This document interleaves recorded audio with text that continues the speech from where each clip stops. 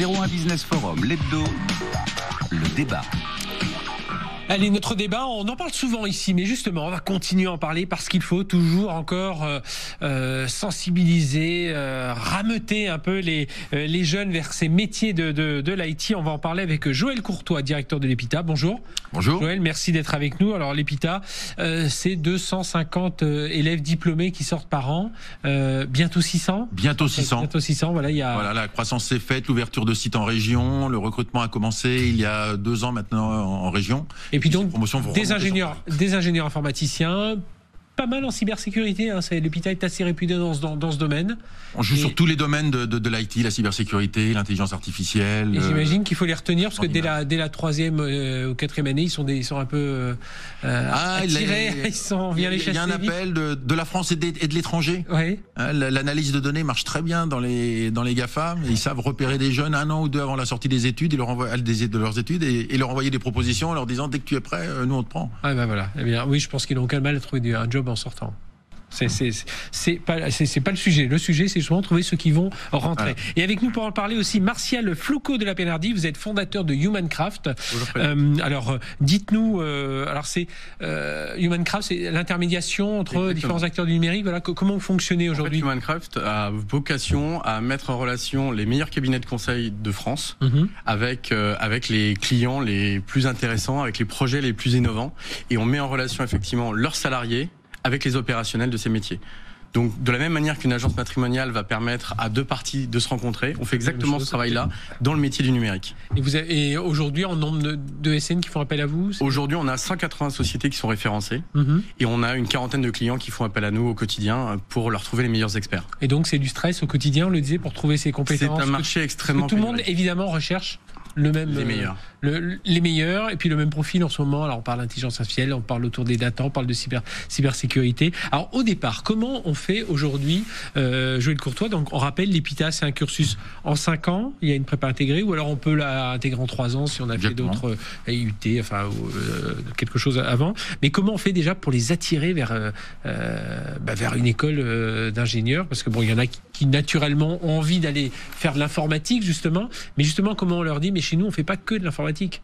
Déjà on va leur expliquer qu'il n'y a pas que des écoles d'ingénieurs. Oui. Après tout aussi, il y a des écoles d'expertise qui sont plus technologiques, il y a aussi des formations en 3 ans, il y a des formations universitaires en 2 ans, il y a des IUT qui marchent très bien, il n'y a pas que des écoles d'ingénieurs. Simplement, l'école d'ingénieurs va leur donner une autre dimension, puisque la définition telle que l'attend la commission du titre est d'avoir une formation qui comprenne 1 tiers de sciences, 1 tiers de technique et 1 tiers de business. Donc on voit déjà tout de suite que la technique représente 1 tiers de la formation et que l'on attend d'eux. Ça a changé ou pas, ou ça a été... Non, ça c'est la définition de l'ingénieur à la française. D'accord. Concept français, reconnu dans le monde entier, puisqu'aujourd'hui on s'arrache les ingénieurs à la française justement parce qu'ils ont cette capacité à prendre de la hauteur, à regarder les choses un petit peu différemment. Et c'est ce qui est important à bien comprendre quand on s'engage dans ces métiers-là. On n'est pas là pour faire que de la technique. Ce ne sont pas des journées derrière un clavier à aligner des lignes de code. La transformation digitale de l'entreprise impose que l'on commence par comprendre comment fonctionne l'entreprise et que la connaissance des technos permettent d'ouvrir des horizons et de se dire comment peut-on transformer le métier. En plus avec des technos qui vont tellement vite que voilà, celles qu'on commence à apprendre en première année, elles sont déjà bougées en 3e année. C'est le grand classique de dire une bonne partie de ce qu'on va vous apprendre n'existera plus dans 5 ans quand vous serez sorti de l'école.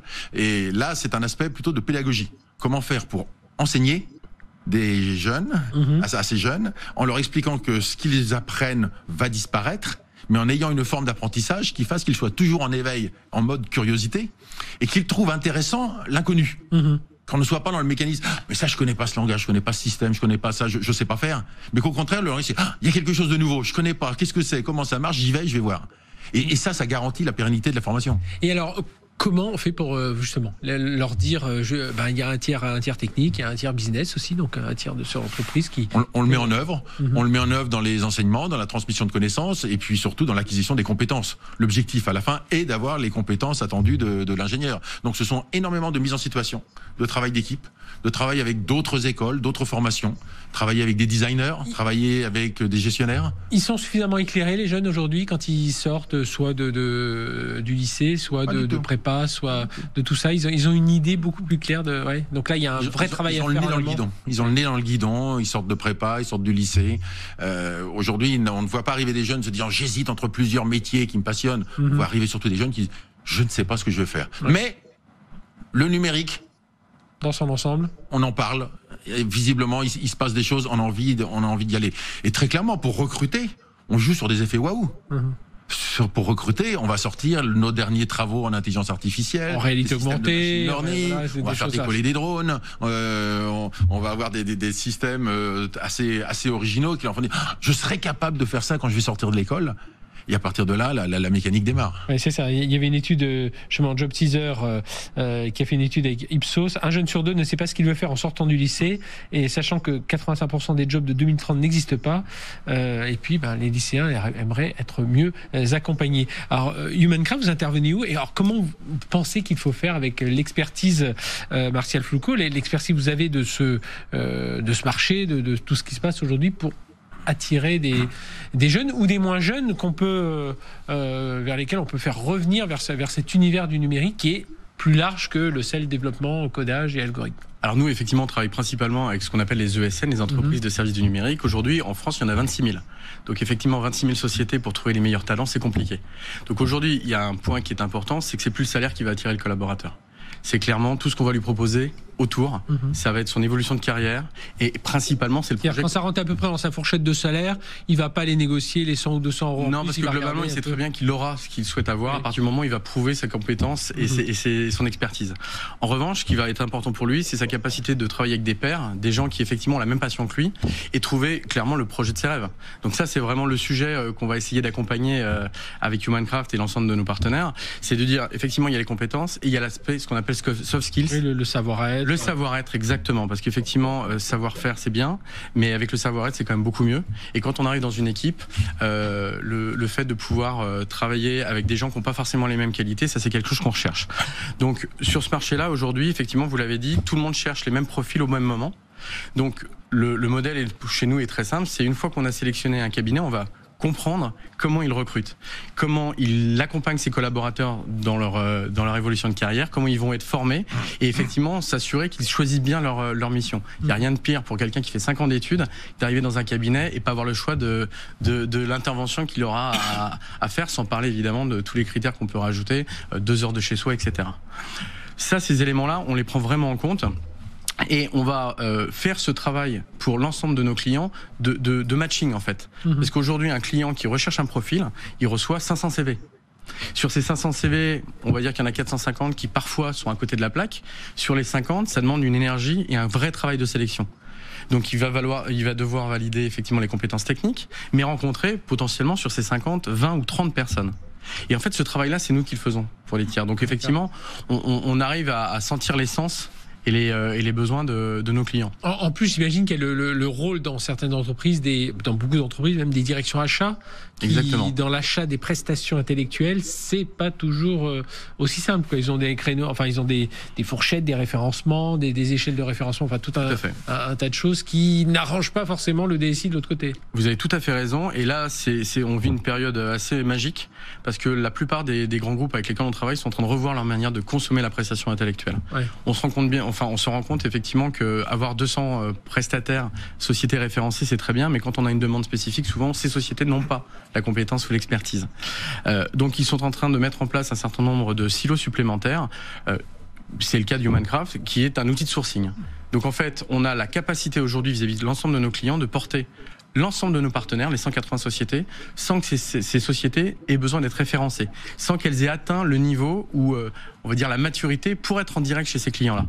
Et donc ça nous permet aujourd'hui sur ces 180 sociétés d'avoir des experts dans l'intelligence artificielle, des gens qui vont faire de l'accompagnement de projets très agiles, des gens qui font de la cybersécurité, et d'ailleurs beaucoup qui viennent du groupe Ionis, Epitech, parce qu'effectivement... c'est un groupe, Epita fait partie de Ionis avec Epitech. C'est des gens qui sont très reconnus sur le marché, et donc aujourd'hui on fait ce travail de qualification pour nos clients, et la promesse c'est de dire, monsieur le client, on va de manière totalement objective, puisque on n'est pas nous-mêmes une ESN, vous proposez la meilleure expertise en 48 heures, ou en tout cas en le moins de temps possible, sans intérêt économique. Pour revenir vers les plus jeunes, Joël Courtois, le travail en entreprise, évidemment, ça aide aux jeunes à mieux comprendre comment fonctionne l'entreprise et tout ça. Mais justement, est-ce qu'il ne faudrait pas aller chercher, comment faire pour aller chercher des gens qui ne s'orientent pas forcément vers cette carrière IT, aller chercher, leur montrer que les entreprises, comment fonctionnent les entreprises, il y a des petites bonnes pratiques Alors, on a développé au sein du groupe des formations très diverses. Il y a les formations d'ingénieurs, les formations d'expertise, et puis on a développé des concepts comme la Coding Academy, destinés à des jeunes qui sont partis vers un autre secteur et qui, à un moment donné, vont en 6 mois acquérir des compétences de développeurs pour pouvoir appliquer ces compétences dans leur métier de départ. Ça, c'est un moyen de revenir et de récupérer de la compétence utile attendue par l'entreprise. On peut aussi travailler sur la formation continue, mais un domaine particulièrement délicat en France. On sait quelle est la difficulté de mettre en œuvre ce processus. C'est un sujet qui est souvent abordé. Au Syntec numérique, c'est un des grands sujets, cette formation continue. Or, on sait qu'il y a dans les grands groupes, entre autres, des informaticiens qui peu hors du coup, qui ont été formés de façon très classique, sans être préparés à ces innovations, qui aujourd'hui n'ont plus vraiment de job, alors qu'ils sont acculturés à l'entreprise où ils sont, et que la formation continue pourrait les refaire repartir. Et là, nous montons des programmes spécifiques. Quand nous avons des demandes d'entreprise, nous montons des programmes spécifiques pour des personnels d'entreprise par la formation continue. Et ça, c'est quelque chose qui est lent encore à se mettre en place. Au niveau sur l'industrie, parce que j'imagine aussi, ce qui est compliqué dans tous les deux, dans vos deux métiers, de formation initiale et puis de mise en relation autour des compétences avec entre des entreprises, des ESN, c'est qu'aujourd'hui, si on dit que tout le monde va chercher les meilleurs, tout le monde va chercher aussi des profils qui connaissent les métiers, qui connaissent, si on travaille avec une banque, ils doivent connaître l'environnement de la banque, ils doivent connaître la technologie. Alors même si on doit leur apprendre à avoir cette appétence vers les nouvelles technologies, ils doivent avoir ce savoir-être. Ça devient compliqué, là. Ça devient d'autant plus compliqué que beaucoup de clients cherchent des gens dont la technologie est sortie quelques mois auparavant, avec des experts qui sont censés avoir 10 ans d'expérience sur le sujet. Ouais. Donc effectivement, notre accompagnement, c'est aussi d'expliquer que quelqu'un qui sort d'école avec la tête bien faite et qui a traiter un certain nombre de sujets est capable de monter en puissance sur ce genre de technologie. Aujourd'hui, je reprenais l'exemple de tout à l'heure, que ce soit en sécurité informatique ou en intelligence artificielle, des expertises, il y en a quand même relativement peu. Il y a des sociétés qui font très bien ce travail-là, mais la demande est tellement importante qu'elles sont capables de répondre à mon avis, à peu près à 10% de ce qui est demandé sur le marché. C'est ce qu'on voit sur le marché, on entend beaucoup les gens dire, les profils ne correspondent pas, l'expérience, elle est compliquée. On parlait de savoir-être tout à l'heure, Joël Courtois, est-ce que ça s'apprend aussi ça se travaille. Ça se travaille. Ça se travaille déjà dans le travail d'équipe. Le fait de faire toujours travailler les jeunes ensemble, de façon à acquérir ces réflexes, et en faisant bien entendu tourner les rôles. Le chef d'équipe change de place, chacun est à un moment donné responsable de son équipe. Donc ça, c'est quelque chose qui, au fil du temps, crée des réflexes. Et qui prend de la place aussi dans la notation, dans la valorisation du diplôme à la fin. Une équipe qui à la fin se dit écoutez, finalement nous étions 5 au départ et puis on en a viré un parce que on avançait plus vite sans lui. L'équipe sera pénalisée. Même si son résultat technique est meilleur au final, elle n'a pas su montrer qu'elle intégrait quelqu'un qui n'avait peut-être pas tout à fait le profil qu'elle attendait. Or, en entreprise, vous n'aurez pas le choix de vos collaborateurs à tout moment. Donc, ce qui va faire la vraie valeur du manager, c'est de savoir prendre l'équipe en place, de la motiver, de la remettre en selle et d'obtenir les meilleurs résultats. Donc, ça aussi, ça se travaille. Aujourd'hui, sur ce phénomène des plateformes aussi, Martial Foulcault, est-ce que on répond? Est-ce qu'il y a des plateformes qui peuvent un peu mieux répondre parce qu'on va mettre son profil sur un LinkedIn ou sur autre chose, même si on est en poste. Mais voilà, on a détaillé ses compétences et on va aller fouiller un peu dans ces domaines-là.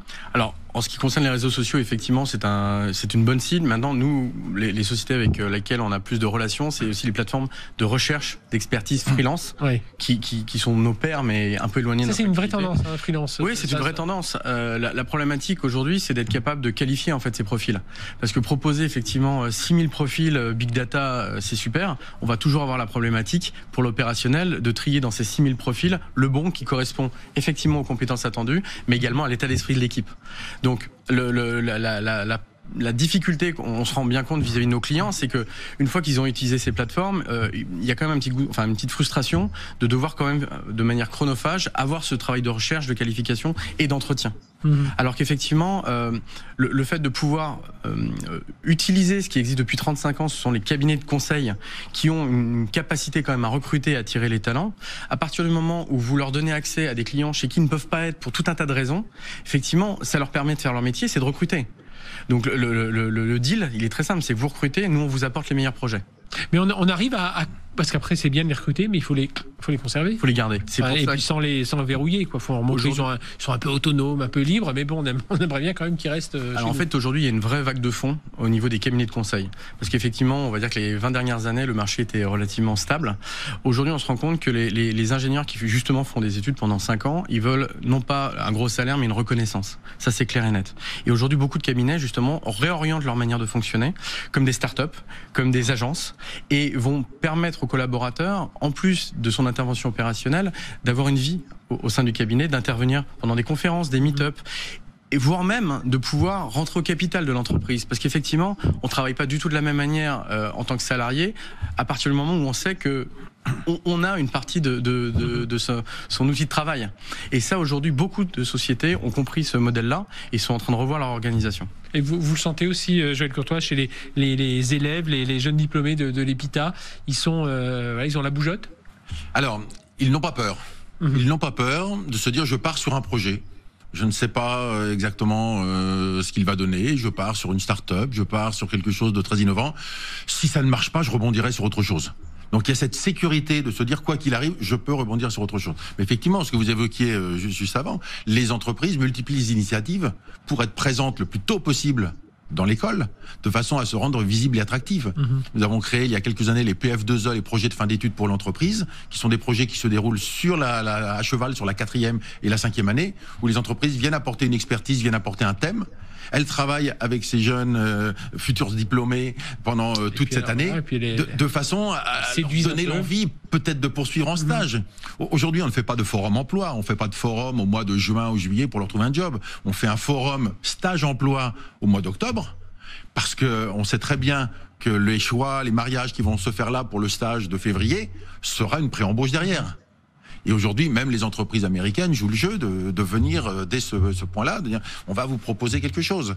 Aujourd'hui, des entreprises signent des contrats au début du stage, de façon à être certain de le garder à la fin du stage. Donc voilà, on est vraiment dans un contexte où le schéma s'est inversé, où c'est l'entreprise qui vient séduire l'élève pour avoir une chance de le recruter. Eh bien, merci d'être venus nous parler de tout ça, tous les deux. Merci Joël Courtois, directeur de l'EPITA, donc le groupe Ionis, il y a Epitech, et puis il y a plusieurs établissements dans d'autres domaines. Et Martial Floucault de la Pénardi, fondateur de Humancraft. Merci beaucoup d'avoir été avec nous. Et ces métiers de l'IT, ils n'attendent que vous, si vous n'y êtes pas encore. On vous attend. Il faut foncer, on vous attend.